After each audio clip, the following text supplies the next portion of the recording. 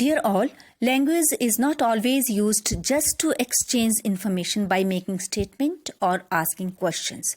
Sometimes one wants to make request, offer suggestion, or to express one's intention.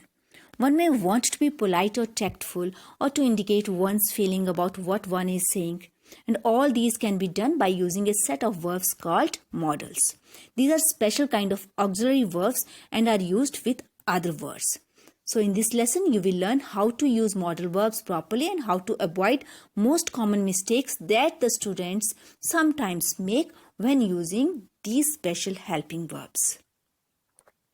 The modal verbs of English are a small class of auxiliary verbs used mostly to express modality. They can be distinguished from other verbs by their defectiveness and by neutralizations. Can, could, may, might, must, ought to, shall, should, will and would are words that express different kinds of things. For example, they might express ability, possibility, permission, obligation. Okay, and they behave differently from regular verbs. So modals are the verbs used to express the mood or attitude of the speaker. May is used for permission, possibility, purpose and personal wish. Might is used for permission, possibility and for more polite request in past form.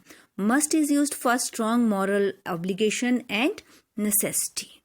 Similarly, shall is used for formal obligation and to make promise and command, and should is the past form of shall. And can is used for permission and ability, and could is used for polite request. Must, shall and will are the modals of command. We use these modals just to give command to someone. As in the sentence, students must come in uniform, we are giving command to students to come in proper uniform.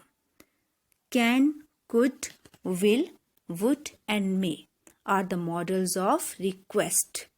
Means when we have to write the sentences having request, we use these modals with the main verbs. Can, could and may are the modals of permission. When we seek permission or when we give any permission to anyone, we use these modals as may I come in, can I leave now. Similarly, should, ought to, must, has to and have to are the modals of advice. You should work hard for best marks. Here in this sentence, we are giving advice to someone to work hard to get good marks in the examinations.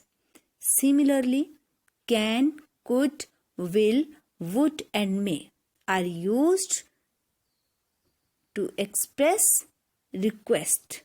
These are modals of request. Could you help me please? Will you do this for me? So, by using modals, we can express such concepts as ability, possibility, permission and obligation. You can go through these flowchart diagrams. Now, I am going to give you 4 basic rules that you follow to avoid most of the mistakes that are usually made with the modal verbs. First is, modals are followed by the base form of the verb. Means modal are used before the main verb. As I must leave soon. Modals do not inflect. This means there is no S form in the third person singular and there are no ing or ed form.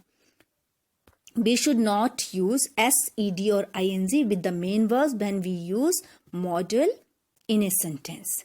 Negatives are formed by putting a negative word such as not immediately after the modal, but in case of ought to, we have to put not between ought and to. Similarly, cannot is usually written as one word. He must not do it. He ought not to have done this. So it's your writing time now. Till the next class, goodbye. See you very soon.